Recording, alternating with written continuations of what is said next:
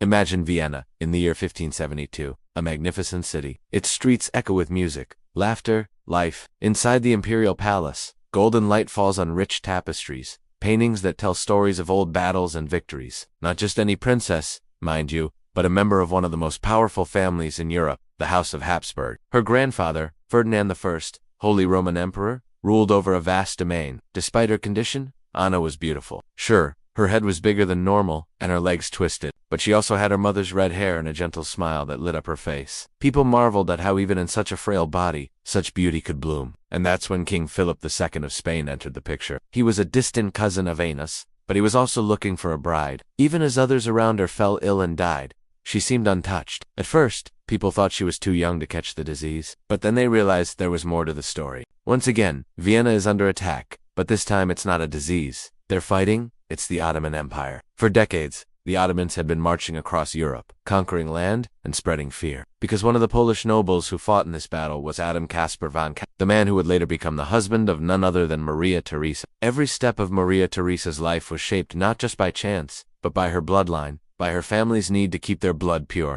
From her near death, from smallpox to her marriage to a Polish noble, everything was dictated by the rules of her family. Together, let's explore the hidden stories that shaped our world. Until next time, stay curious, stay engaged, and above all, stay free. Yes, after surviving smallpox and becoming empress, Maria Theresa married a Polish countess. Perhaps it was gratitude for Poland's help during the siege, perhaps a desire to strengthen ties with their ally. Whatever the reason, the marriage went ahead, and now they were laying siege to Vienna, threatening to destroy the city and take over the empire. The people were scared, the soldiers were tired, and it looked like the Ottoman army would win. What do you think? What do you feel? Leave your thoughts in the comments below. As we come to the end of our journey tonight, remember that every decision, every choice has consequences. Sometimes those consequences are immediate. Sometimes they echo through generations. The story of the Habsburgs is a reminder of this. They chose blood over health, tradition over nature, and in doing so, they set in motion a chain of events that would change the course of their dynasty forever. You see, before Maria Theresa contracted smallpox, her older brother had fallen ill and recovered,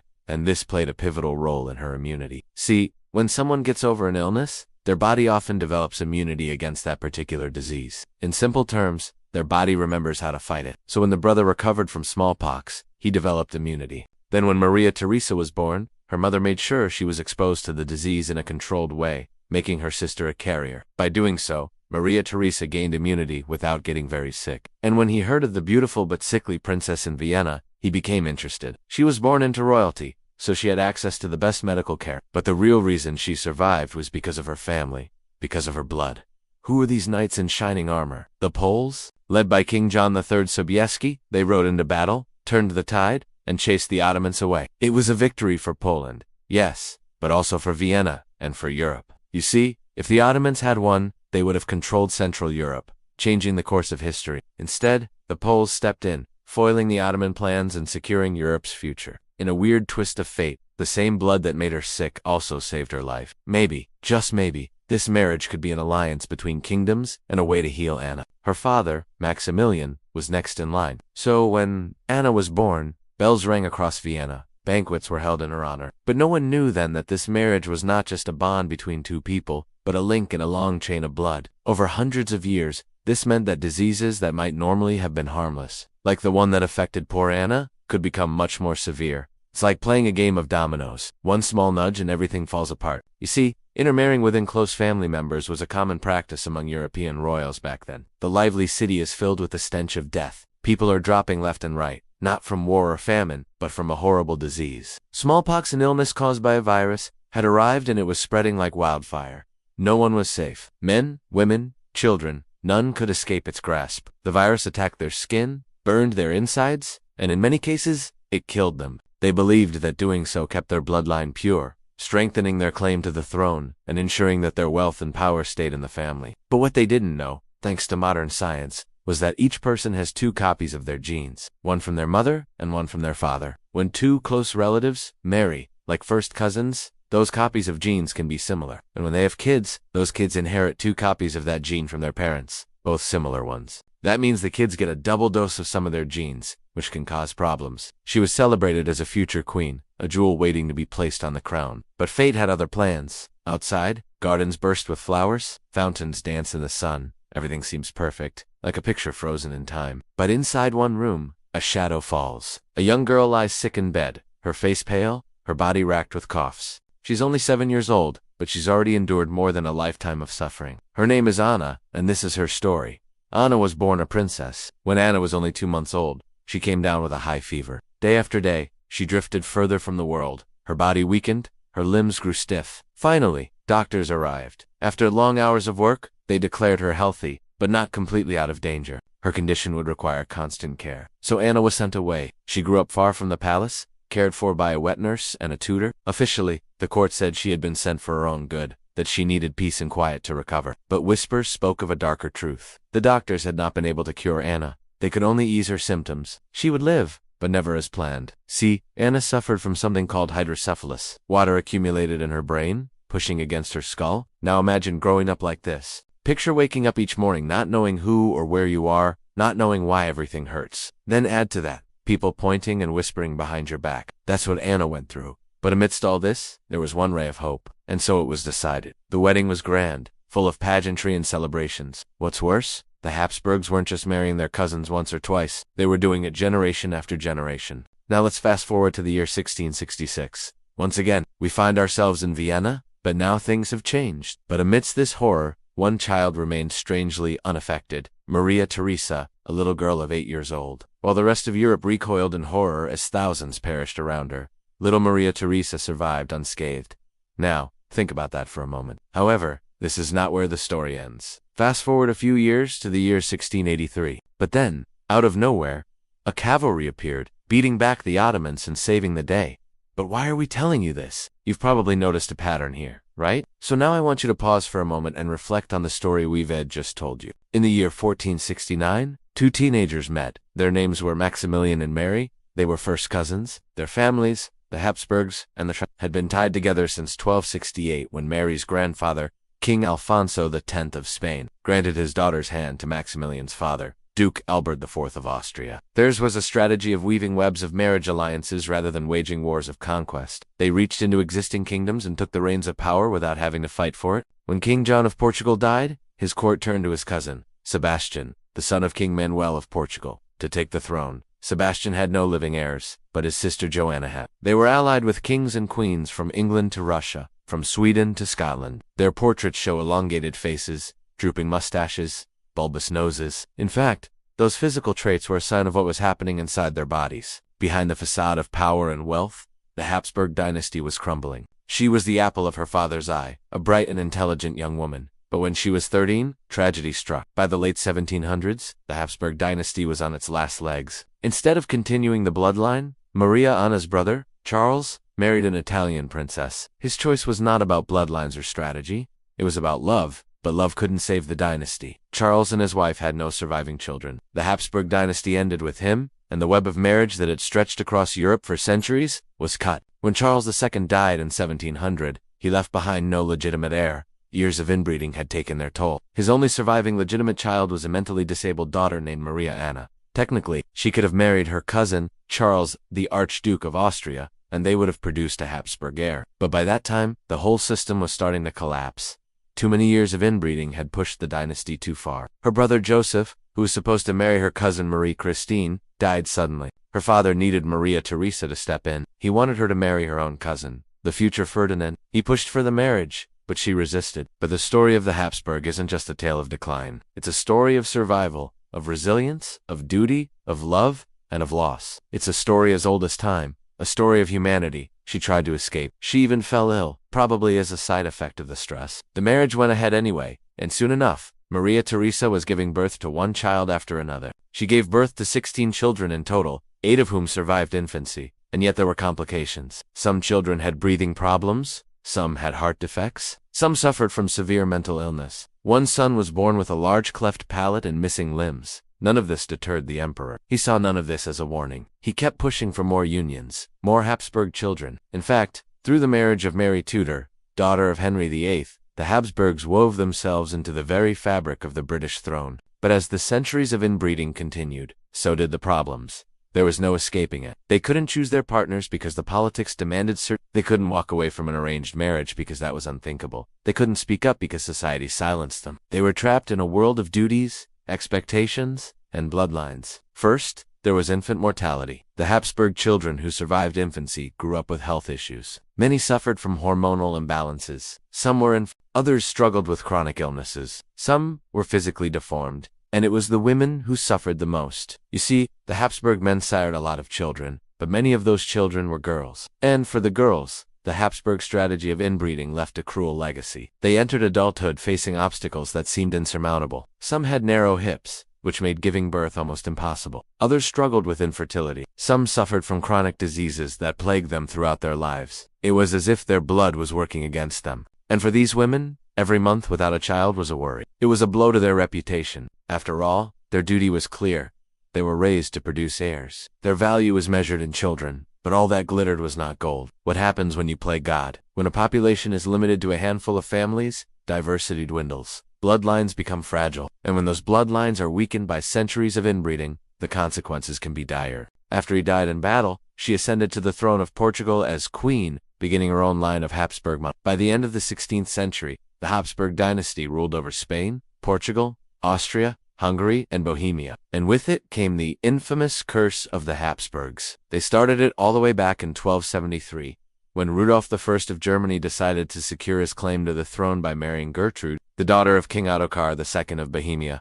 For them, love was not the point. Compatibility was not the point. Legacy was. They were playing for keeps, and the stakes were high. The prize was kingdoms, power passed down through bloodlines, and sometimes there were rival claimants. Sometimes there were plots, civil wars, revolutions. To win that game, they needed allies, and the best ally, they believed, was family. So they married their sons to their daughters, their uncles to their nieces, their first cousins to their first cousins. Every union was a gamble for the future. Was this king fertile? Would this queen bear heirs? Marrying within the family meant taking control of those variables. If your daughter marries her cousin, you can be sure that the next generation will stay within the family. Rudolf had no right to rule Bohemia, but he did have rights to the throne of the Holy Roman Empire. He used his influence there to set up his son, King Wenceslaus II of Bohemia, to marry a cousin, Blanche of. Then after Wenceslas, Rudolf's grandson Sigmund set his sights on King Alfonso II of Spain, and secured the marriage of his son, Albert IV, to Alfonso's daughter Mary. And so it went. Generation after generation, the Habsburgs pursued the strategy of maximizing power through strategic marriages. Instead of fighting for new lands, they fought for new spousers. 300 years later, another Mary and Maximilian, not related but bearing the same names, stepped forward to wed. Their union would forge an alliance between two powerful houses and join Castile and Aragon. These two Marys are characters in a story of one of the most important families in medieval history, the House of Habsburg. But unlike other royal houses who conquered lands and established new kingdoms, the Habsburgs ruled by marrying into kingdoms. By the end of the Middle Ages, the Habsburg family had managed to carve out a vast territory in Europe. They held the Holy Roman Empire and ruled Bohemia, Hungary, and large parts of modern-day Austria. But their ambitions didn't stop there. As the Renaissance dawned, so did a new era for the Habsburg dynasty. When Ferdinand and Isabella of Spain died, leaving behind a 7-year-old heir, the future Philip I, their court rushed to fill the vacuum of power. Charles, the aging Holy Roman Emperor, and uncle of Ferdinand and Isabella, secured the marriage of his grandson, also named Charles, to the young Queen Joanna of Castile. By doing this, he managed to unite the crowns of Spain and the Holy Roman Empire under one rule, creating a vast empire that stretched from the Netherlands to the Americas. It was a continental monarchy unparalleled in its reach.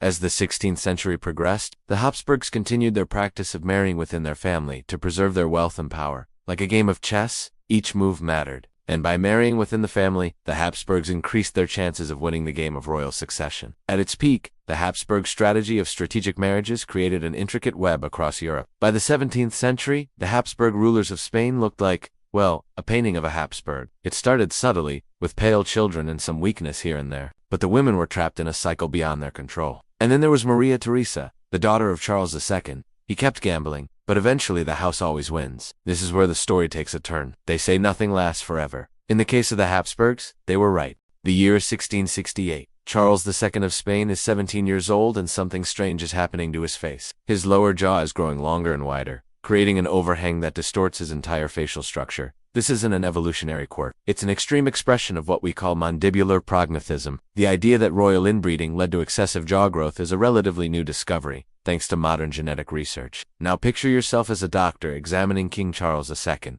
a man with a host of puzzling ailments, from infertility to underdeveloped testicles. Despite being married twice and having multiple opportunities, the king sired no surviving children, a stark reality that contrasted sharply with the expectations placed upon him as the head of the Spanish royal family. These royal daughters weren't just passive victims of circumstance. They actively sought to understand and overcome their conditions. It asks a compelling narrative that adds a new dimension to the story of inbreeding in the Habsburg family. Stay tuned to learn more about how these royal daughters navigated the challenges posed by their unique circumstances. Now, this wasn't just a case of bad luck or a failure to produce offspring. It was a consequence of the same genetic factors that had twisted his jaw and clouded his mind. You see, the survival of his offspring wasn't just about producing viable offspring, but about those offspring inheriting a healthy set of genes, thanks to Charles's unique genetic makeup. He couldn't provide that. Let's dig deeper into the science behind Charles's struggles. Producing viable offspring requires a delicate balance of genetics. Each parent contributes half of the genetic material necessary for a child's development, and these genes must be paired correctly for healthy development. Charles, however, couldn't offer that stability. His genetic deck was stacked against him. The same genes that gave him his distinctive jaw structure and cognitive challenges could also wreak havoc on the process of creating viable embryos. For instance, the MSX1 gene, responsible for proper jaw development,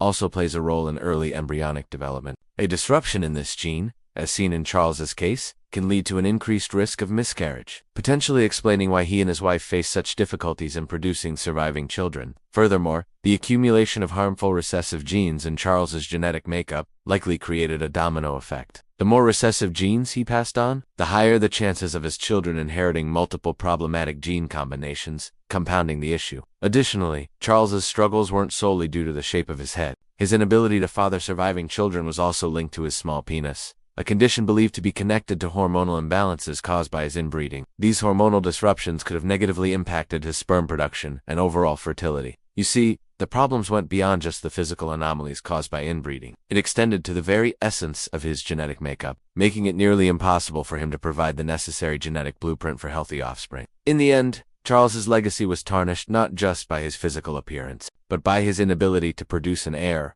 a predicament that would have profound implications for the future of the Spanish monarchy. The obvious question is, how would such an examination have unfolded? What would a doctor have observed and how would they have explained it? Well, let's dive into the world of 17th century medicine. During Charles's reign, physicians relied heavily on observation and traditional theories of humors, the balance of which determined a person's health. They would have noticed the king's prominent lower jaw and abnormal facial structure, perhaps attributing it to an unhealthy diet or lifestyle. Examining his underdeveloped testicles would have been a delicate matter, a procedure known as an exploration, which involved feeling the testicles to assess their size and consistency. Given the sensitivities surrounding such an intimate examination, it's unlikely that anyone would have dared to go beyond a cursory check. Other symptoms like stunted growth, a small penis, and difficulty walking would have been observed but likely explained through the lens of humorism or other prevailing medical theories. Perhaps the doctors might have diagnosed Charles with a condition called a softening of the bones often caused by vitamin D deficiency. This explanation might have seemed plausible given the symptoms like bowed legs and delayed tooth eruption. However, rickets typically affects children, not an adult king. This mismatch between the diagnosis and the patient's age points to the limitations of 17th century medical knowledge. Throughout the exam, the doctors would have carefully noted the king's overall demeanor, searching for clues in his speech, movements, and interactions. These behavioral observations might have revealed signs of mental dullness, but attributing it to anything more than an individual's temperament would have been a stretch. Given the prevailing beliefs of the time, pinpointing these issues as symptoms of oxygen deprivation in the womb, a precursor to oxygen therapy, would have been beyond the scope of 17th century medical understanding. The examination would have concluded with the doctors offering their diagnosis and prognosis based on the limited understanding of human physiology and genetics. In essence, they would have been flying blind, unable to comprehend the true cause of the king's ailments, with no knowledge of genetics or its role in determining physical and mental traits. These physicians were left to navigate the complexities of the human body without a map, making their task all the more challenging. Back in the 17th century, people saw Charles's unusual jaw and attributed it to everything except genetics. Some blamed it on an unhealthy diet, while others pointed fingers at witchcraft. But today, we understand that Charles's protruding jaw was a clear sign of genetic damage caused by centuries of cousin marriages. While his jaw might have been the most noticeable symptom, it was far from his only one. Like many of his royal relatives, Charles suffered from a range of health issues that together painted a grim picture of his body's struggle against his own biology. Think of the classic Disney image of a bulldog, but dialed up to 11. So why does this suddenly strike Charles at the age of 17? The answer lies in his bloodline. Let's rewind the clock about 300 years to his great-great-grandfather, Philip the Handsome. Born in 1503, Philip looks like your typical Renaissance prince, handsome, charismatic, powerful. In fact, he was so dashing that several rulers across Europe wanted their daughters to marry him. But here's where things get weird. All three of these princesses were his first cousins. You heard that right. First cousins. At the time, marrying within close family wasn't considered taboo. It was encouraged to keep wealth and power in the family, and boy did it work. After marrying one of his three cousins, Philip went on to produce a whopping 21 children. Some marriages in the royal line continued with first cousins. Marrying first cousins. By the time we get to Charles II, we're talking about a man who was almost exclusively descended from first cousin marriages for 8 generations. As gross as it sounds to us today, it was standard practice in medieval Europe, but the consequences would eventually emerge with a vengeance. Charles II's unusual facial growth spurt isn't just a curiosity. It is a clear sign of the cumulative effects of decades of incestuous marriages in the Spanish royal family. Specifically, the shape of his jaw and skull reveals a lot about his unique genetic makeup. You see, human skulls aren't just hard and unyielding. They actually grow and change shape throughout our lives, guided by a complex interplay of genetics and environmental factors. In the womb, the process begins with the formation of fibrous tissue and cartilage, which over time becomes mineralized and transformed into solid bone.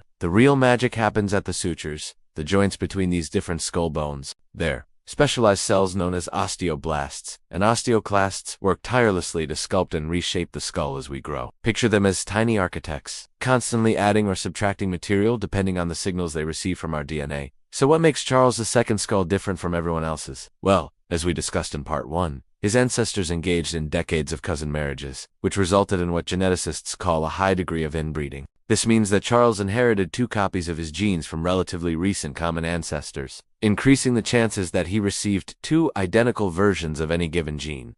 Now, remember, genes come in pairs, one from mom, one from dad. Usually, these genes aren't identical, which is why we don't all look exactly like our siblings. But in Charles's case, due to his family's inbreeding practices, these genes were often the same. One might carry a slightly altered version of a gene for skull development, while the other is perfectly normal. But with so many identical genes, even tiny changes could have a significant impact. And here's where things get really interesting. Scientists believe that a specific gene called MSX1 plays a crucial role in regulating the shape and size of our jaws. Studies have shown that mutations in this gene can lead to conditions like mandibular prognathism, giving rise to that prominent lower jaw seen in bulldogs. So what happened to Charles II's MSX1 gene? Well, thanks to his inbreeding, he likely ended up with 2 mutated copies of the gene, one from each parent. When both parents pass on the same mutated gene, the result is amplified. Instead of just having one dominant normal gene overriding the effects of the mutation, both genes express their trait, leading to an exaggerated phenotype. That's why Charles didn't just end up with a regular underbite, he got the extreme version, a condition we typically see in dogs. In other words, his jaw grew outward because his dog genes kicked in. Now, if that sounds absurd to you, you're not alone. Imagine living in the 17th century, where medical understanding is limited and the secrets of genetics remain hidden. Charles II's personal struggles were well documented in the records of his court, revealing a series of failed attempts to secure a male heir. As we continue our exploration of the Habsburg dynasty, we're going to focus on another fascinating aspect of their story: the health struggles faced by the women in their family tree. Look at the portraits of Europe's royal families, and something becomes clear. The faces begin to look alike. Not just similar clothing or posture, but the bone beneath the skin. The shape of the skull, the angle of the jaw, the proportions of the face. This wasn't an artistic choice. It was heredity, drawn in oil and canvas. We all look at the children.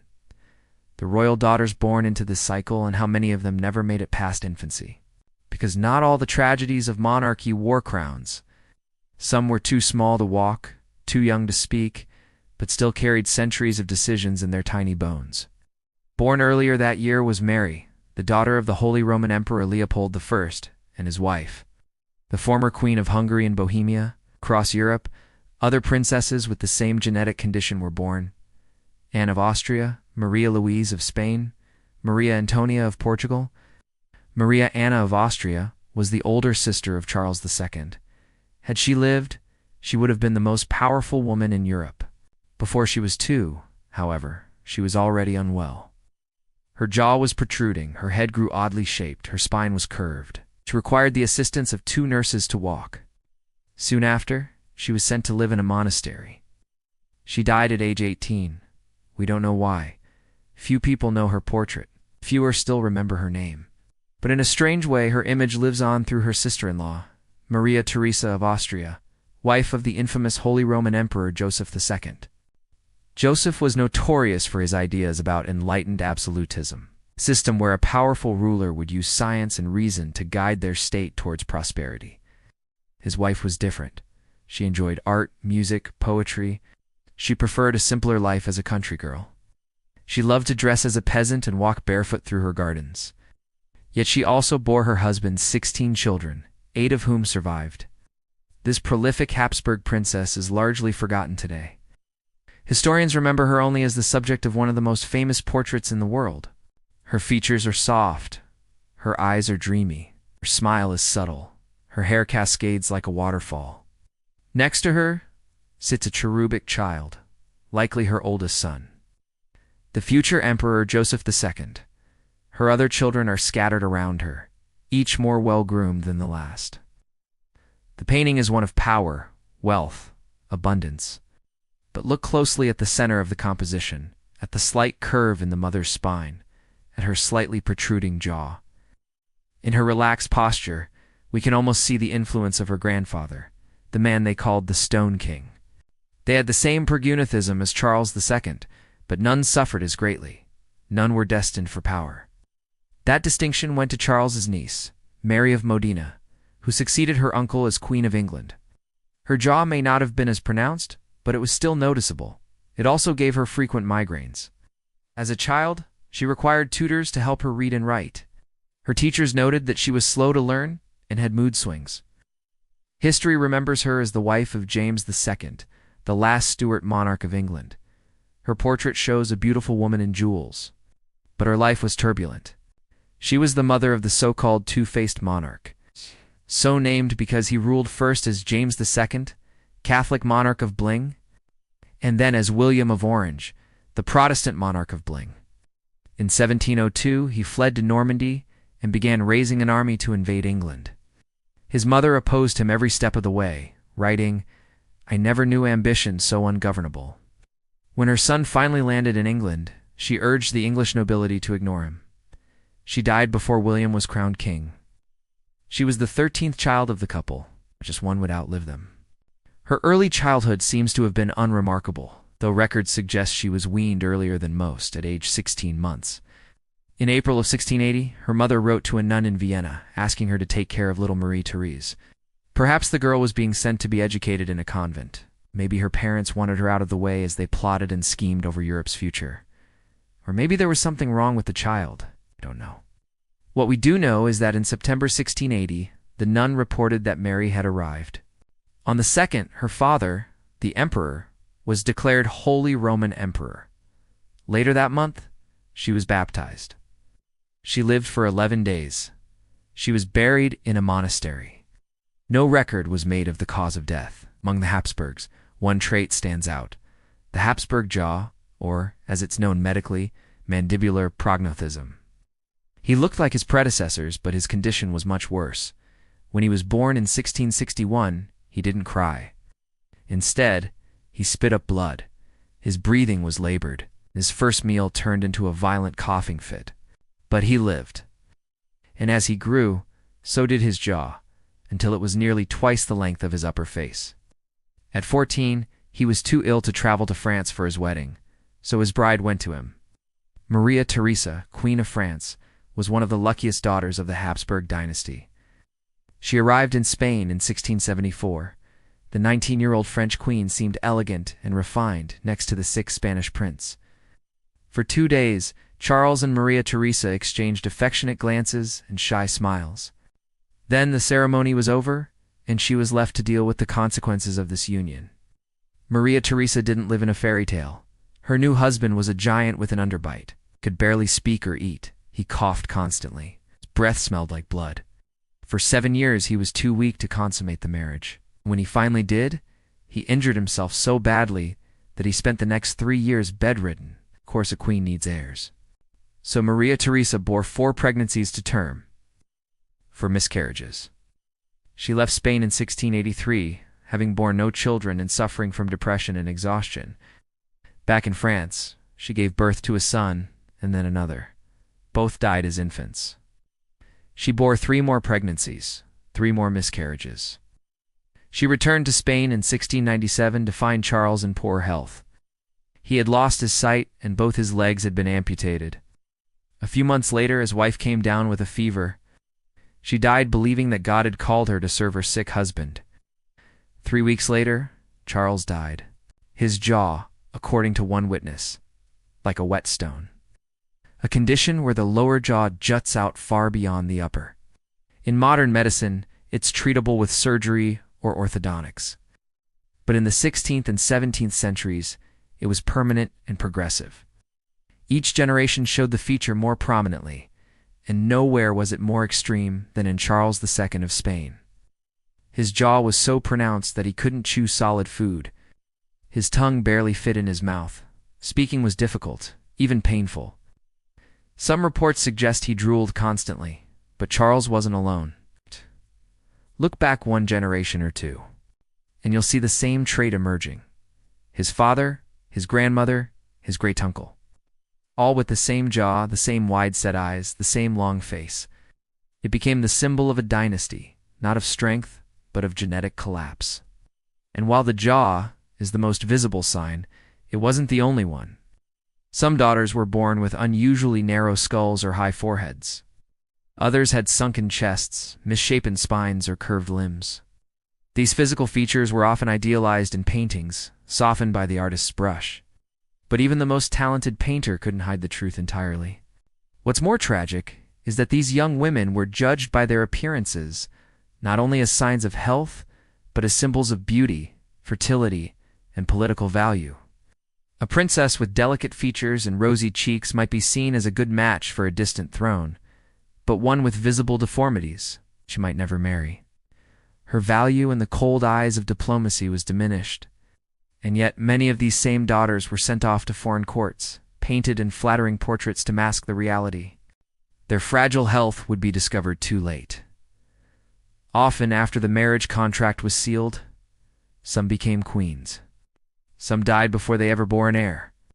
One Habsburg princess was married to a powerful French king. She was quiet, devout, and physically weak. She miscarried 5 times before giving birth to a sickly child, who died within months. She died soon after at just 21 years old. Her portraits show a serene, graceful figure, but her letters speak of constant pain, fatigue, and loneliness in a foreign court. This is the story behind the oil paintings, behind the velvet gowns, behind the crown. Genetic traits, passed down by tradition, carved themselves into the faces of Europe's most powerful families. And those faces tell us something modern textbooks often overlook, that history isn't just made in battles or treaties, but in blood. And sometimes, blood cannot be negotiated with. In the next chapter, we'll leave the canvas and enter the cradle. Few rulers suffered more from the Habsburg jaw than Charles II of Spain. 2 weren't as unlucky as some. In 1683, Marie Therese was just one of many Habsburg daughters who died in infancy. But she wasn't the only one who suffered from the jaw. Like many Habsburg princesses, Maria Theresa was remembered less for her looks or her accomplishments than for her role in the family tree. The year is 1666. You're strolling down the streets of Madrid. You pass costumed street vendors, watch acrobats rolling across tight ropes, stop for a glass of wine, or perhaps sweet lemonade. Maybe you duck inside to escape the heat and find yourself lost in the cavernous rooms of the Royal Armory. Or maybe, just maybe, you find yourself invited to the Royal Palace, and then into the Royal Nursery. On July, she gives birth to a stillborn son. Again, on February 1670, in June of 1678, her uncle dies. For the next 9 months, she's free. The 2 women speak frankly about their lives. Both are victims of inbreeding. Both are held prisoners of their respective courts. Her full sister, Mary, was born in 1636 and died in 1639 at the age of 3, alongside other stillborn siblings, in the royal monastery of San Lorenzo di. Another sister, Catherine, was born in 1639 and died in 1640 at the age of 1. How did these families keep producing children when they knew so many would die in infancy? What kept them going? Let us know your thoughts in the comments below. Thank you for watching. Remember to subscribe to get updates on new videos. Like Mary, She was also buried in the royal monastery of San Lorenzo di Maria Theresa's brother, John, was born in 1643 and died in 1645 at the age of 2.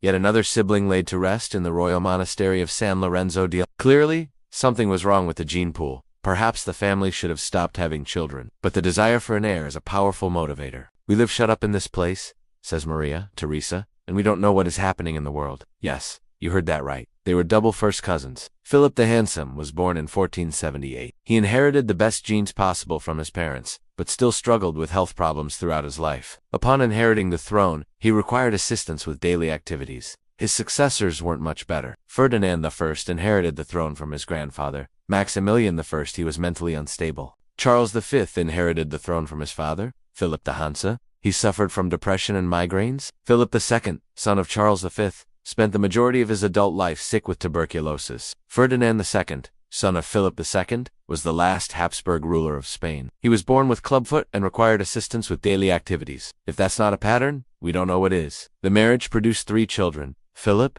who died in infancy; Charles, who became Charles II; and another Maria Theresa. This Maria Theresa died in 1667 at the age of 2, having survived less than half of Maria Theresa's lifespan. This makes sense. Their father, Philip IV, was an inbred mess, the product of several generations of he inherited the bad recessive genes from both parents, each of whom brought tainted blood to the table. We don't know what recessive genes were dominant at the time, but the high rate of infant mortality suggests the family was extremely unhealthy. The following year, Maria Theresa's health begins to fail. She suffers seizures. She can barely walk. Her senses are failing her. She spends most of her time sleeping. On July 1684, she has a massive stroke. She dies at the age of 46. The autopsy blames a congenital defect. Others suspect poison. Her physicians refuse to conduct an autopsy, so we don't know for sure. Maria Theresa is buried alongside her son in the royal monastery of San Lorenzo di Ella. She's survived by her daughter, Maria Anna, who will die in 1692 at the age of 25. No one will ever know what exactly killed Maria Theresa, but her life is a clear example of the toll inbreeding took on these royal families. It destroyed her mind, her body, and her spirit. In March of 1679, Charles II is succeeded by her son, the new King Charles II. Maria Theresa is declared regent of Spain. She wastes no time asserting her power. She gathers supporters, promises, reforms, and issues decrees throughout the kingdom. Maria Theresa is determined to make her regency a success, but she's resisted at every turn. Her counselors and ministers undermine her. Maria Theresa is forced to take a back seat as her son, Charles II, governs under the guidance of a council of regents. Her power is gone. She feels isolated. She hates her advisors. She's sick and tired of everything. In October 1672, she gives birth to a stillborn girl. In December 1673, she gives birth to a stillborn boy. In 1674, Maria Theresa contracts smallpox. While recovering, she learns that, once again, she's pregnant. She gives birth on November 29, 1675. The child survives. Maria Theresa is overjoyed. She names her Marguerite. However, the king takes one look at the baby and orders her taken away to die. She lives only 2 days. What do you see there? A laughing baby girl with big brown eyes. That's Infanta Maria Theresa of Spain. She's just turned 4. Her nurse cradles her as she plays with a rattle. Her older sister sits nearby with a tutor. The two have just learned their letters. Soon, this scene will change. Maria Theresa's father, King Philip IV, will marry his niece. His daughter will marry another niece. And Maria Theresa will become the last surviving member of her family line. A final flower bud on a withered branch. Welcome back to the series. Today, we're going deeper into the dynasty of the House of Habsburg, specifically their daughters. If you haven't seen our previous episodes, catch up now so you can understand how we got here. She loves riding horses. She loves music. She loves dancing with her brother Charles. These are happy times, but her childhood is coming to an end. In the early hours of November 12, 1666, Maria Theresa wakes up, gets dressed in fine clothes and heads to the throne room. There, she faces her father. He looks at her, stares directly at her, and asks, "Are you ready?" The 5-year-old nods, though later she will claim she was told to accept this marriage regardless of how she felt. At age 5, she marries her uncle, the 39-year-old King Charles II of Spain. Onlookers say this ceremony was solemn and sad. There are no celebrations. Later, Maria Theresa will tell people she didn't understand what had happened. After the ceremony, she returns to her quarters and waits. Her uncle arrives 8 days later, having completed his coronation tour. He's exhausted and needs to rest, so the couple sleeps in separate chambers. 2 weeks later, the king becomes ill, and again, Maria Theresa is sent away. It's early 1667 and the king is feeling better. He moves into Maria Theresa's room. However, he's uncomfortable with her youth and refuses to consummate the marriage. Eventually, her ladies-in-waiting are sent away. Now alone, Maria Theresa finally accepts what is happening. She will spend the night alone. Her attendants stand guard outside the door. As dawn breaks, the king rises and leaves the room. All day, he stays away. When he returns, the king is carrying a goblet. He offers it to the young princess. She refuses to drink. "I am not thirsty," she says. The king insists. When she turns away, he forces the cup into her hands and pours a yellow liquid inside. Maria Theresa screams. The king runs away. She drops the cup and faints. The king rushes back, grabs her, and throws her into a bath. Finally, she wakes up. Her lady-in-waiting comforts her while the king paces nearby. Soon, the king picks the princess up, carries her to bed, and lies beside her. Maria Theresa wakes several times over the course of the day. Each time the king is there, forcing himself upon her. Before leaving, he gives her 2 large biscuits, which she eats without complaint. When her lady-in-waiting enters the room, Maria Theresa tells her to hide the biscuits because she doesn't want the king to know. She has to eat. This episode contains mature themes, which may not be suitable for younger viewers. Viewer discretion is advised. Let us go back to 1666.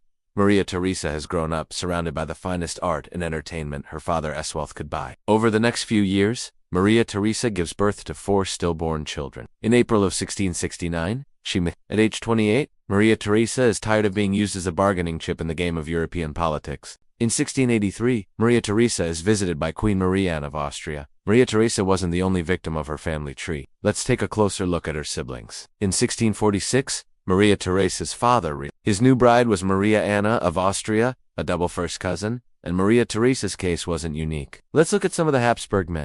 Also, here's a little Easter egg for you. If you pause at the right time, you can see me in the painting. See you next time. Most people know about Marie Antoinette, the doomed teenager whose head the French guillotine took off during the Revolution. But what if I told you there was another doomed teenager in line before her? A girl who was betrayed by her parents and married to a monster? Welcome to my channel. But behind closed doors, the marriage was not a happy one. And so, despite her disabilities, they arranged for her to marry her maternal uncle, King Philip IV of Spain. He embraced her tightly, kissed her profusely, even touched her breasts. This was his way of welcoming her to the family, literally treating her like a piece of property. Maria Anna likely served as regent during the early years of his reign, because he was not fit to rule. In one letter she wrote, "I am reduced to the greatest affliction, for heaven has not thought fit to take pity on me in this matter, but has permitted my womb to continue barren." But beneath the opulence, their bloodline was drying up. Decades of inbreeding had taken their toll. He died in November 1700 at the age of 36, having reigned for 35 years. See, the concept of genetic inheritance wasn't understood in the 17th century. Marrying relatives was common practice among the European nobility. They believed it strengthened the bloodline and maintained the purity of their blood. But this practice led to a genetic disaster for the Habsburgs. Inbreeding resulted in high rates of physical and mental disorders within the family. The Habsburgs were too inbred to continue as a dynasty. Their bloodline was cursed. This curse led to decades of misery, deformity, and death. And it all started with a series of fateful marriages between uncle and niece. He was succeeded by his cousin, Philip of Anjou, who became Charles II's heir presumptive at birth. The Spanish Habsburg dynasty ended with the death of Charles II, opening up a succession crisis that plunged Europe into war. The War of the Spanish Succession lasted from 1701 to 1714. It pitted France and Spain against a grand alliance led by Austria and Great Britain. At its core was the question of who would succeed Charles II on the Spanish throne. Would it be Philip of Anjou, grandson of King Louis XIV of France, or Charles of Austria, son of the Emperor Leopold I? The war ended with the Treaty of Utrecht in 1713 and the Treaty of Rastatt in 1714. Both treaties recognized Philip V as the winner. Physical deformities, mental disabilities, and infertility were widespread. Their empire was hemorrhaging heirs. This family had put everything on the altar of pure blood, and now the altar was taking its revenge. Another read: for the space of 3 weeks, I have been in bed with a fever and an agony in my stomach. Oh God, what pains I endure. Another read: It grieves me much to be obliged to send for Dr. Funes, for I have felt myself growing thinner and weaker, and the hurts in my bowels return upon me." In another letter, she expressed her desperation to her counselor, admitting that she feared she might not be able to bear children, writing, "You will tell me that I ought not to think about such things. Nay, I do think about them continually, and I suffer greatly therefrom." In a letter to her lady-in-waiting, Maria Anna revealed her fears of disappointing her family. "I feel myself so weak that I cannot hope. I shall be able to bring him children," she wrote, "and that is why I fear my parents will not be satisfied with my marriage. And finally, the King's Majesty's desire is that I should have a son, for lack of which he may make another marriage. I do suffer greatly in mind, and the doctors say they can do nothing for me." This is the tragedy of Maria Anna. She was born into a world of politics and prophecy, but her body failed her. She lost game after game, but she was nothing less than a queen. And throughout history, there had been queens who could not bear children. Some were replaced, some fought back. Maria Anna simply faded away. The boy was born with a large mole on his left thigh. He had a protuberant abdomen, a big head, protruding ears, thick and tangled hair. He couldn't speak properly, and he was slow and weak. As he grew, his illnesses intensified. He developed severe arthritis and often slept 16 hours a day. Most disturbingly, he suffered from nocturnal emissions, which caused him to soil himself in his sheets. He dribbled saliva constantly and required help for every bodily function. He could not walk, talk, or even dress himself. He wouldn't survive childhood if not for the many servants employed to care for him. Later, she would write that she couldn't take the heat or his kisses. She was sick and tired of them. But she knew her uncle's advances were not entirely unwelcome. This was the nature of their relationship. It was political logic, but biological disaster. Yes, her own uncle. He was 44 and she was 14. Maria Anna knew her value to the dynasty and accepted her fate. She went to Spain willingly and later wrote of her sadness over leaving her father, but also her relief at being free of her mother. Marriage was never an option for her. She understood her role. She was a Habsburg who must ensure the continuation of her bloodline. She had scoliosis, and the way she held herself accentuated her hunchback. People described her as extremely pious. She attended Mass daily and was never seen without a crucifix. The children that did live rarely survived beyond infancy. Only one of her sons made it past infancy. Charles II, the last of the Spanish Habsburgs. To this day, nobody knows the true cause of these miscarriages. Many historians attribute them to her family's unhealthy proclivities. But we also know that the last two Habsburg monarchs before Charles II died without producing an heir. Philip III had 5 children, all daughters, and Philip II had 8 children, 7 boys and 1 girl. History shows us that infertility wasn't entirely due to Maria Anna. However, her body was completely ravaged by years of pregnancy and childbirth. By age 28, she was experiencing severe abdominal pain, exhaustion, depression, insomnia, and terrifying nightmares. Her once thin and pretty face was now pale and puffy. She had frequent seizures, and after Philip IV's death, she was no longer able to walk. She spent her remaining days confined to bed. She developed gangrenous wounds that spread across her thighs and buttocks. Doctors bled her in attempts to remove the gangrene, but it was no use. She died at age 39 on December 8, 1669. She was buried beside her husband in the monastery of San Lorenzo del Escorial. Other sources described her as melancholy and slow. She was rumored to have a low IQ. As a child, she struggled to understand complex sentences. She also had frequent infections. She experienced severe migraines, and her monthly cycles were irregular. Hereditary problems also affected her fertility, a problem that plagued many girls at the time. Doctors usually blamed the mother for such issues, and so her mother's side of the family called her lazy and irresponsible. Maria Anna was described as ugly, frail, and mentally unstable. The pair didn't get along, and Maria Anna didn't like being away from her home country.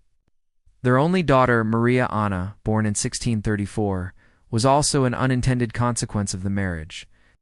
Maria Anna was not named after her mother, but after her paternal grandmother, who was also her great-aunt. This is how confused the royal naming system was. Today we will look into the disturbing life of a real-life monster, a story far more sinister than fiction. In the 17th century, Europe's royalty engaged in a lot of cousin marriage. Kings and queens had to be careful about who they married because intermarrying with other kingdoms created potential enemies, and alliances meant nothing if the king's blood was impure.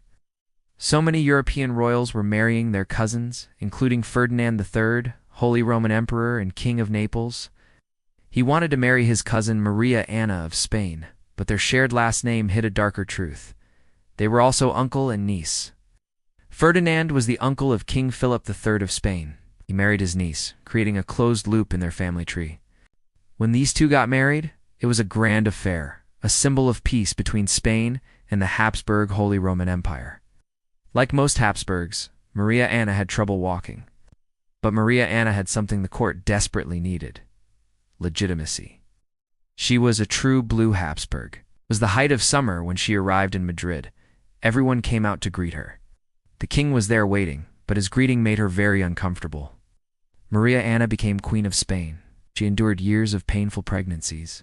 She had 4 documented miscarriages and 3 stillbirths. Her son Charles II ruled as King of Spain from 1665 to 1700. He succeeded his father at the age of 4. Maria Anna's letters reveal a woman deeply aware of her fragility.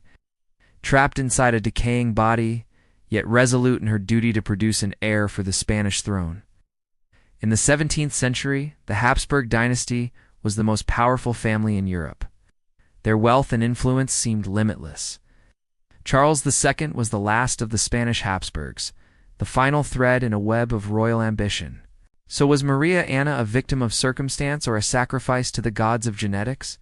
The answer may surprise you. So the Habsburg dynasty ruled large parts of Europe for a very long time, and they became known not only for their power but for their weird and distinctive look. They had huge jaws and long faces that made them look kind of creepy. In those days, it was common for rich and powerful families to marry their children off to other members of their family. It was really important for royal families to maintain what they called pure blood. Well, back then, arranged marriages were super common among the rich and powerful, and it wasn't really about love. You see, they weren't just doing it because it was common back then. Charles II of Spain was the last Habsburg ruler of Spain, and he was born in 1661. He had trouble controlling his emotions and sometimes became violent and unpredictable. Charles II was born with a condition called mandibular prognathism, which is a fancy way of saying he had an abnormally long and jutting out lower jaw. Genetic mutations can happen for no apparent reason, but in the case of the Habsburgs, it probably had to do with the fact that they were doing a lot of inbreeding. You see, when Philip III married his first cousin, Anna of Austria, their kids had a higher chance of inheriting this jaw gene. So, that was the end of the Spanish Habsburg line, and it all came down to this one guy, Charles II, with his goofy-looking jaw and all his health problems. He may have looked different, but he was just a regular person trying to do his best as the ruler of Spain. Unfortunately, he wasn't able to have kids, which is what ended the Habsburg dynasty. But hey, at least he left us with one heck of a story. And when Charles V married his first cousin once removed, Isabella of Portugal, their kids had an even higher chance of getting it. And when Philip IV married his first cousin, Mariana of Austria, the odds of that jaw gene showing up in Charles II's generation went through the roof. But it wasn't just the jaw gene that was being passed down. All these years of inbreeding were also causing other genetic problems in the Habsburg family. Their bloodline was becoming weaker and weaker because of it. When you have inbreeding, you increase the chances of certain genetic mutations popping up. And in the case of the Habsburgs, this particular mutation affected their jaws. So the more inbreeding there was, the more likely it was that this jaw gene would show up in their kids. But don't worry, he wasn't alone. Over the years, several Habsburg rulers had this same jaw issue. It all started with his great-grandfather, Philip III of Spain, who was also related to Charles V, Holy Roman Emperor and King of Spain. But the jaw problem really took off with Charles's father, Philip IV, who also had mandibular prognathism. And then came Charles II with an extreme version of the same condition. Talk about a family trait. This made it hard for him to do his job as the ruler of Spain. As if that wasn't enough, Charles was also infertile. This meant that he couldn't have kids, which was a big deal for him, because back then, it was really important for monarchs to produce an heir. It was all about continuing the bloodline. If you couldn't have kids, you were considered a failure as a ruler, and poor Charles was born without any brothers or sisters, which meant that when he died, the Spanish Habsburg line came to an end. He inherited both the Spanish and Austrian Habsburg thrones from his dad, Philip IV, but Charles had some serious jaw problems. like really bad. He also had a bunch of other health issues like having a really long face and lots of skin problems. Charles was the fifth Habsburg monarch to suffer from these jaw issues. So it was clear that all this inbreeding was messing with their genes. His jaw was so big and long that it pulled his lower lip down, which made him look kinda creepy. Plus, it caused him a bunch of pain.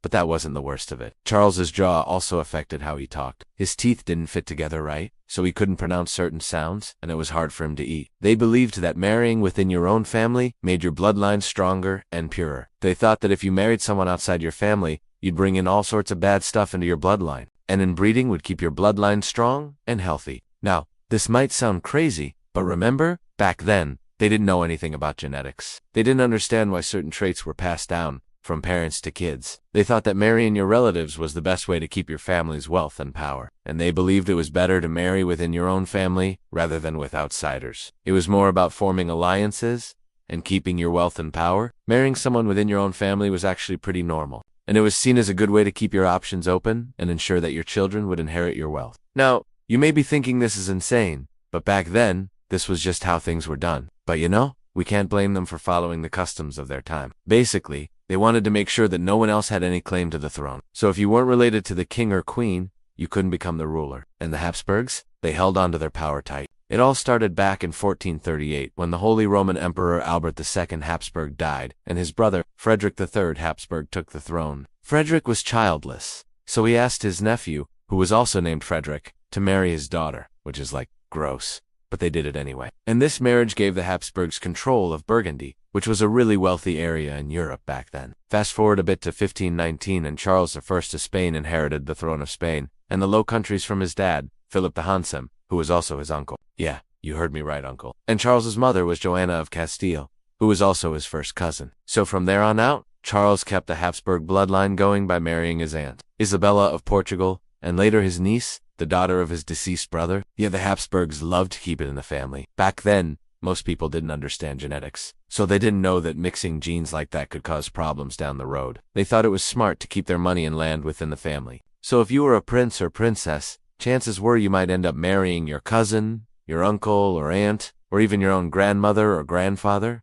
Yikes. Right. Well, the Habsburgs were really into keeping their wealth and power in the family, so they married relatives a lot. Like seriously, it was so bad that when you looked at their family tree, it looked like a tangled mess of interconnecting branches. It's actually a scientific fact that the more you inbreed, the higher the chance of having kids with genetic problems. But the Habsburgs didn't know that. And since they kept marrying within their own family, it was only a matter of time before those problems started to show up. This strange look was caused by something called the Habsburg jaw, which was actually a really bad genetic deformity. You see, the Habsburgs were famous for marrying within their own family, and as a result, they had a lot of inbreeding in their family tree. Now, when you have inbreeding, it can cause all sorts of nasty genetic problems because you're basically making copies of your genes. And over the years, this copying process introduces more and more mistakes into your DNA. Yeah, it's like copying a document over and over again. At some point, there are just bound to be errors, right? And the more you copy it, the more errors you get. In the end, the Habsburgs paid a big price for trying to keep their wealth and power in the family. The whole dynasty was weakened by these genetic problems, and in the end, it was their own bloodline that destroyed them, not some outside enemy. Now let me tell you about how the Habsburgs took things way too far with their inbreeding. It started way back in the Middle Ages.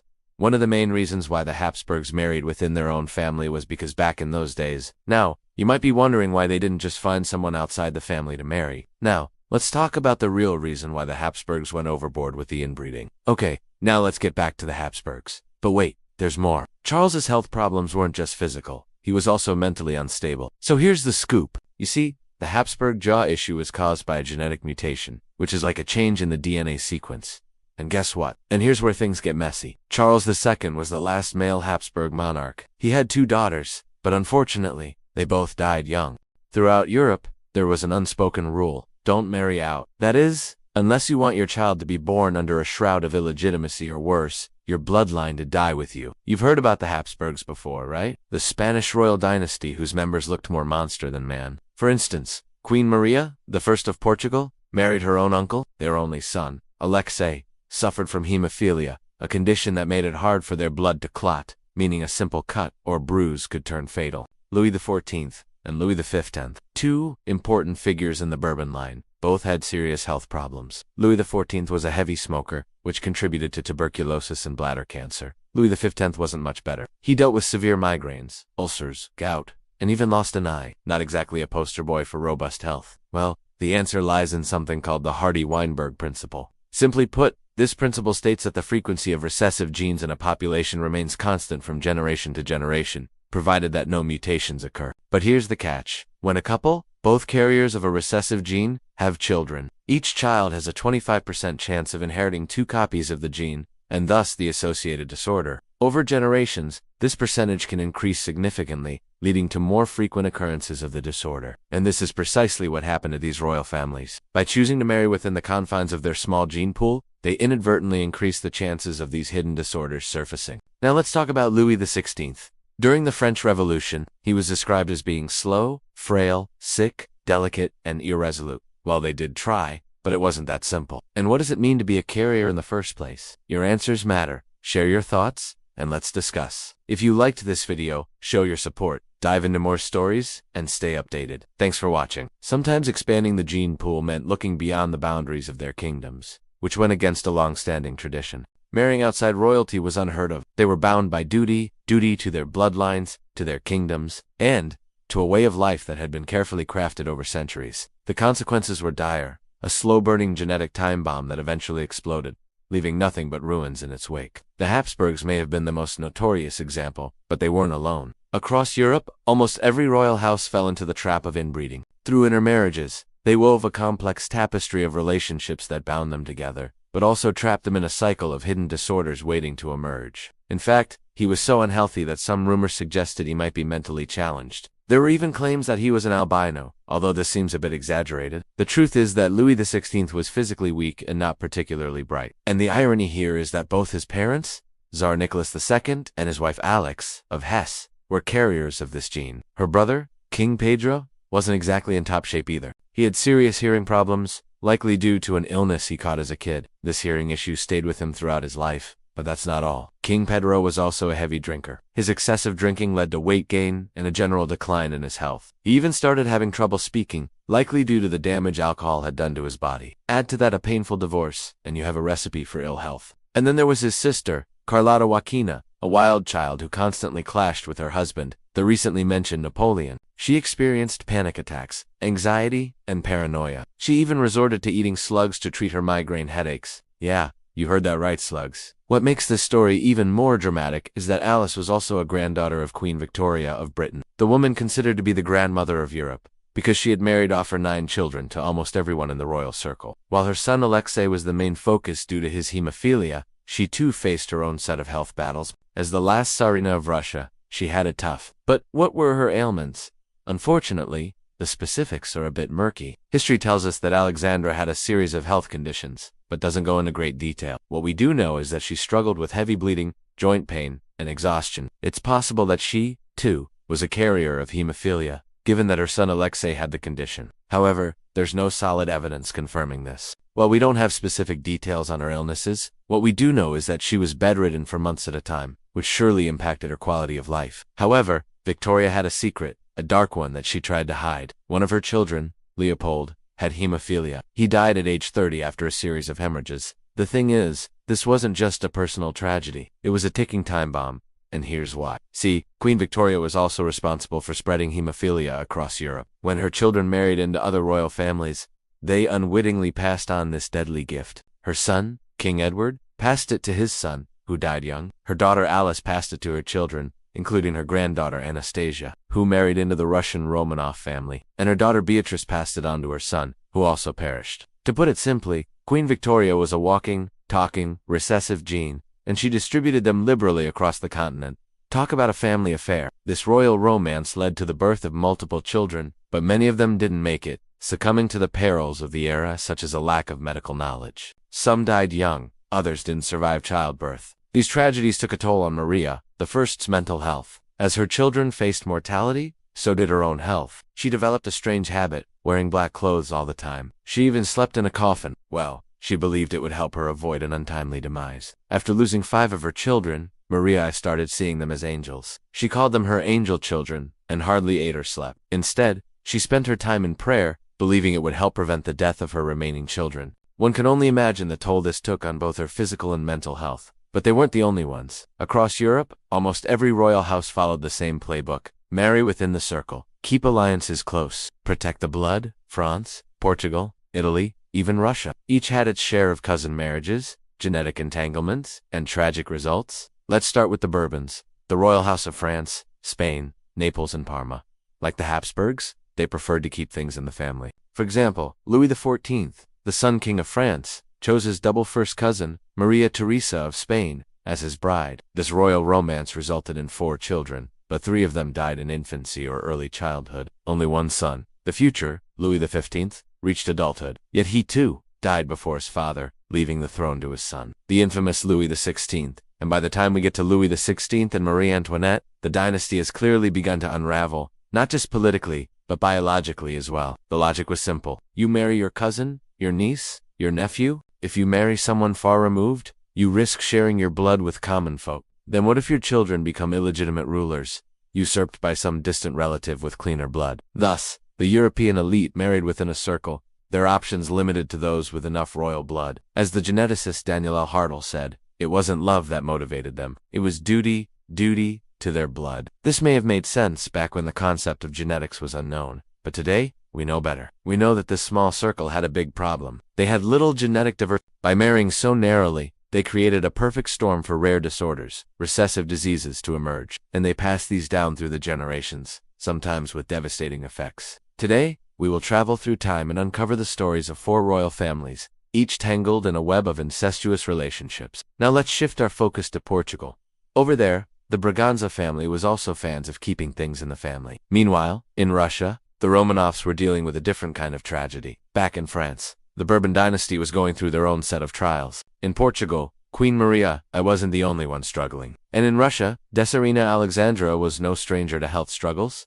Now, you're probably wondering why all these symptoms. So you might be thinking, why didn't they just expand their gene pool? This whole debacle raises a lot of questions. Should we learn from history, or are we doomed to repeat it? How far should we go to protect our bloodlines? Empires often fall from war or revolution, but in Europe's royal dynasties, some crumbled from within, through blood. For centuries, monarchs arranged marriages between cousins to preserve noble lineage and political alliances, but unknowingly, they also preserved rare genetic flaws. In 816, a Frankish king named Louis the Pious divided his empire among his 3 sons, marking the beginning of a split that would see the Carolingian dynasty rule over much of modern-day France, Germany, and England for another century. You might remember from high school biology that recessive genes can hide in plain sight. But in reality, almost everyone carries 2 recessive genes for traits like hair color or eye color. That's why we don't all look like our parents. This included the Holy Roman Emperors and rulers of Spain, Austria, Bohemia, and Hungary. Within just a few generations, the Habsburgs had cemented themselves as Europe's most influential dynasty, thanks largely to the efforts of one man, Maximilian. Unlike his ancestors, Maximilian was very enthusiastic about marrying his cousin. At first, no one thought much of it, but as he grew, so did the deformity. Ferdinand ended up with an underbite so severe that his teeth didn't line up properly, and his lower jaw stuck out past his upper. As he aged, the condition worsened and his teeth began to fall out. One of them died at age 4, while the other 2 never married, so it's unlikely that they had children of their own.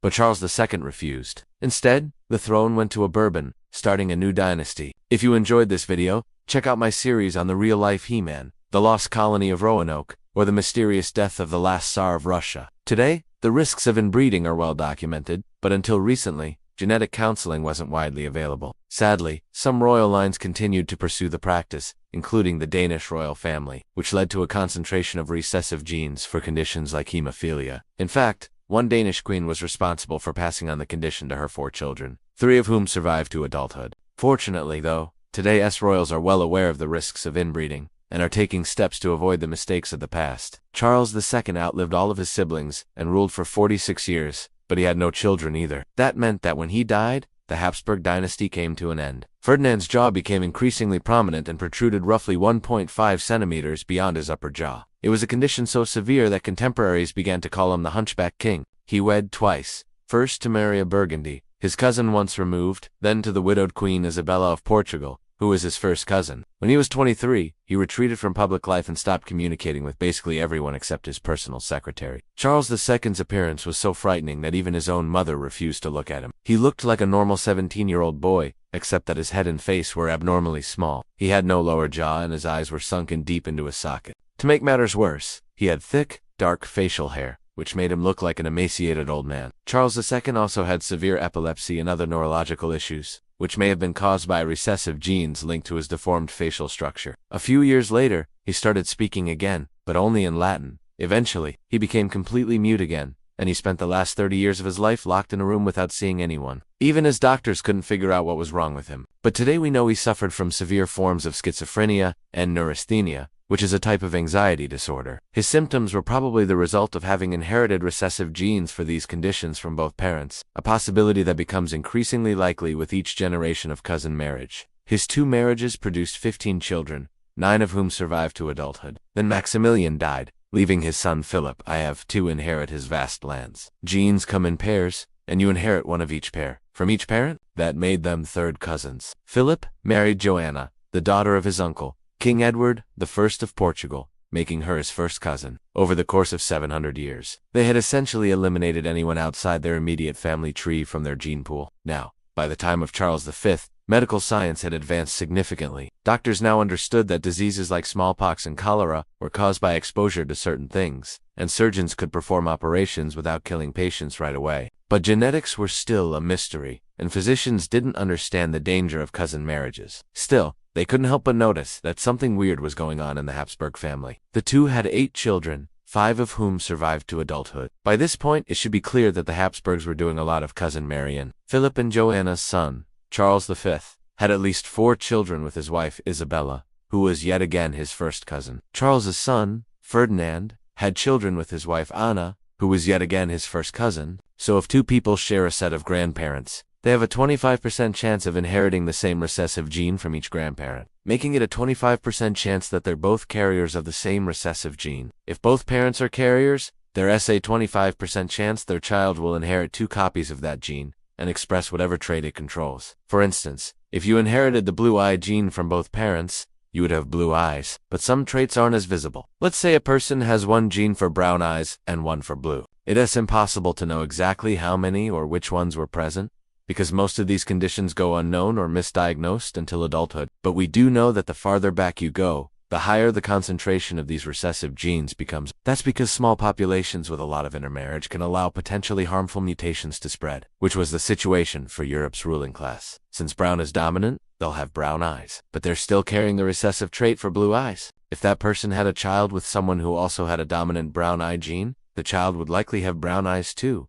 but would also inherit one blue eye gene. That makes them a carrier like their parents. But if both parents passed on their recessive genes, their child would end up with blue eyes. But the family's grip on power was precarious. They had to constantly form and reinforce alliances with other nobles to stay in charge. So it seemed only natural that Louis's grandson, Charles the Bald, should marry his first cousin, the daughter of his uncle Pepin the Short. Cousin marriage was common throughout medieval Europe, even when 2 families weren't allied. It was just something people did. Recessive genes, usually harmless, become dangerous when both parents carry the same mutation, and in royal circles, this became inevitable. With each generation of cousin marriages, the chances of disease increased. Children were born with fragile bones, internal bleeding, fluid in the brain, or devastating mental disorders. These were not isolated tragedies, but predictable outcomes of closed bloodlines. Royal doctors didn't understand the science and blamed curses, spirits, or fate. But what they were witnessing was the result of inbreeding, a genetic loop tightening around every throne. Hello, and welcome to my channel. Today we'll be examining how inbreeding caused several European royal dynasties to collapse in on themselves. In fact, the practice was so widespread that researchers have calculated the probability of any 2 Europeans marrying their cousin in the 1700s would have been about 1 in 7,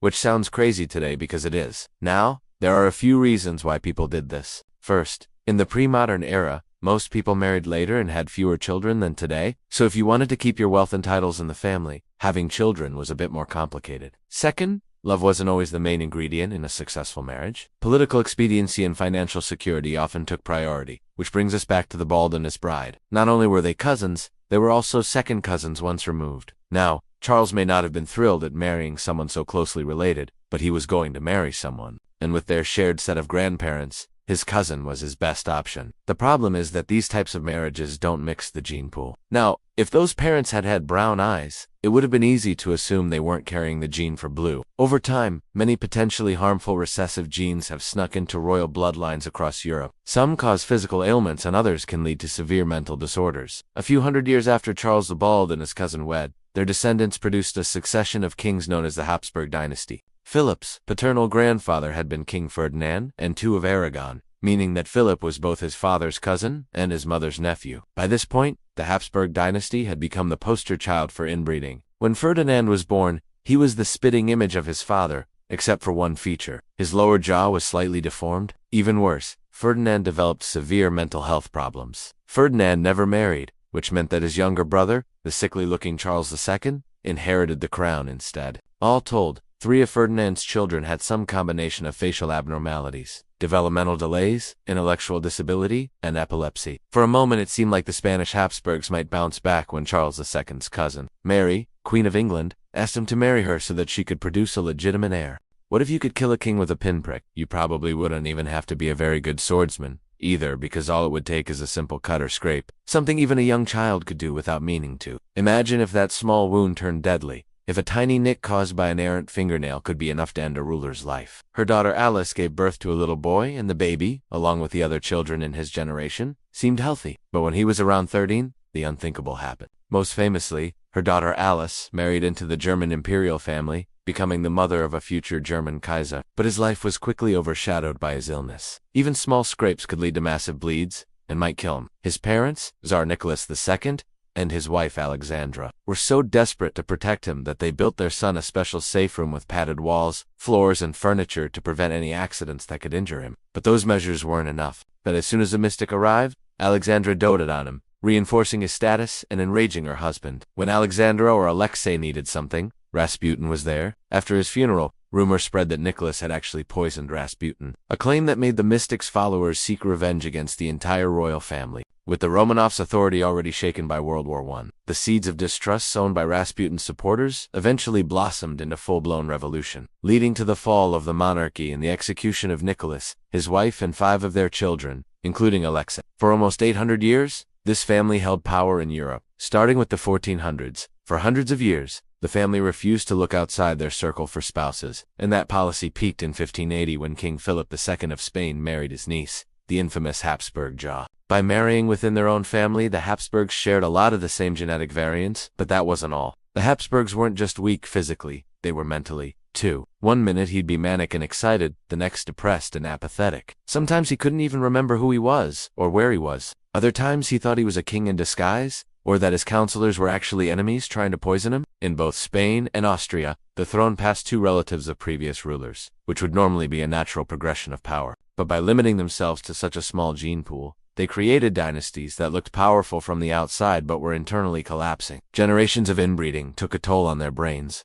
2. Increasing the chances that their children would inherit to recessive variants, which could cause serious health problems, especially in the genes responsible for bone growth. But this also meant that it was harder for the Habsburgs to find a partner who did unshare those traits, something that allowed minor issues like a recessive gene for hemophilia or a harmful gene for depression to become major problems that destroyed entire dynasties. For the Habsburgs and the Romanovs, the collapse of their empires didn't begin on the battlefield or in the streets, but in the womb. But as they held on to power for so long, they also held on to something else, a tendency to marry within their own family. Only Anastasia and Marie survived, escaping to exile in France. And this continued until one day when a group of nobles angry about Rasputin's influence invited him to a party, shot him 6 times and stabbed him more than 200 times before he finally died. In all, he had 147 recorded episodes of madness. Philip IV was the last male Habsburg monarch. After him, the family line passed to his daughter, who married into the Bourbon dynasty, ending the Habsburg reign. To make matters worse, Nicholas was already unhappy with his marriage. His wife was too influenced by her mother and sisters, the so-called Borgia sisters, who he believed were running the country, leaving him out of the loop and humiliating him in front of the royal court. Before all that, there was something more insidious working against them, something invisible, inescapable, and inherited. In the case of the Romanovs, the threat came from within the family, a biological weakness that made them uniquely vulnerable to outside threats. Another daughter, Beatrice, married into the Spanish royal house, but marrying his cousin only made things worse. Their children were more deformed than ever. The couple's son, the future Grand Duke of Spain, had an underbite so bad that his lower teeth sat completely outside of his mouth. His mom, the former German princess, desperately sent for a man named Gregory Rasputin, a self-proclaimed mystic with a reputation for healing the sick. And while it isn't clear how much Rasputin actually helped Alexei, whatever he did gained him an outsized influence in the royal court, which was already weakened by World War I.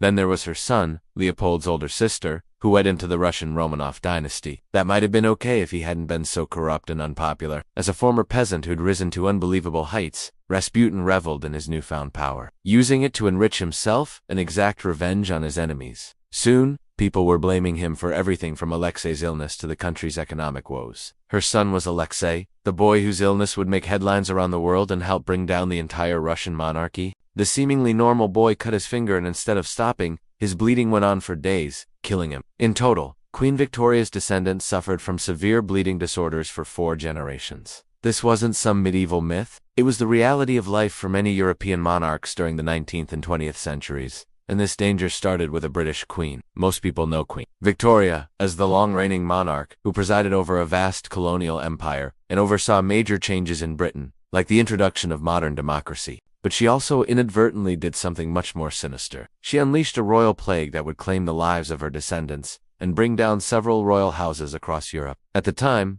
doctors didn't understand the condition and its effects, but they did know that it was serious. For Leo, a cut or scrape could turn minor into catastrophic. He cut himself shaving and bled to death. A bump on the stairs turned into a 3-day hemorrhage that killed him. There was no cure for this royal disease, and since Leopold was the only boy in the royal family, the queen feared her line would die with him. It started with her son, Leopold, who at age 30 developed what we today call hemophilia, a blood clotting disorder. But then something unexpected happened. She just passed them on to her kids and grandkids. Like a lot of things that were unknown in Victorian times, we now know that she had a genetic variant that interfered with a certain protein needed for proper blood clotting. Since she was a carrier of the gene, she passed it on to some of her 9 children. These children, in turn, passed the variant to their offspring, creating a family tree riddled with bleeding disorders, one that reached far beyond the British royal family. But that wasn't the whole story. The thing was, Victoria herself had no bleeding problems. In fact, Victoria's children married into many of Europe's most prominent families, spreading the bleeding disorder like wildfire. Alexei was born into privilege, destined to be the heir to the largest empire on earth. At 13, Alexei cut himself shaving and nearly bled to death. As the war dragged on and food became scarce, Rasputin grew closer to the family, taking charge of Alexei's care and eventually becoming the de facto leader of Russia. The situation got so bad that Nicholas finally decided to intervene, inviting Rasputin to his palace to put him in his place. Ultimately, Nicholas kicked Rasputin out of the palace, but he never went far. That might have been the end of the story, except Rasputin's death had major consequences for the Romans. So while revolution brought down the Romanovs, it wasn't the only thing threatening the dynasty, and they weren't the only ones. Another dynasty with a similar problem ruled over Europe from Spain, the House of Habsburg.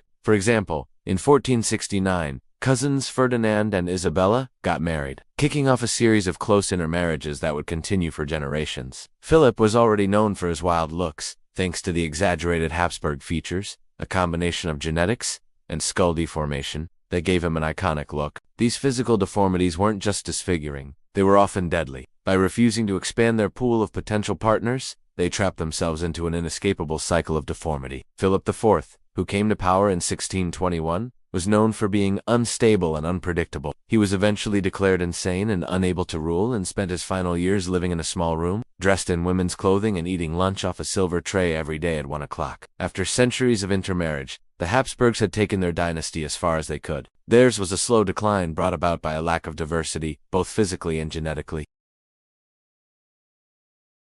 Most people have heard of Ivan the Terrible or know about Bloody Mary, but what about Catherine Parr, Henry VIII's last wife? Or Isabella of Castile, the patron of Christopher Columbus? Before democracy was popularized, before voting rights were a thing, families would build and maintain power through strategic marriages. Kingdoms would join hands and solidify their alliance by marrying off a king to a queen from another kingdom. Yeah, that was a big part of it. Habsburg men and women liked to keep their wealth and power in the family, so they married their cousins, nieces, even their own children. The Romanovs ruled over Russia from 1613 to 1917. During their reign, Russia went through some major changes, becoming a powerful force in Europe and beyond. They were executed along with their family members, but not before passing on their genes. They show us that even the biggest and most influential families are not above the laws of nature. The Habsburgs with their strange jaws and the Romanovs with their bleeding problems are proof that everyone is vulnerable. They also show us that the choices our ancestors made long ago continue to affect us in ways we can't even imagine. They remind us that our bodies are not just ours. They belong to generations that came before us and those that will come after us. So as we watch the final curtain call on these royal houses,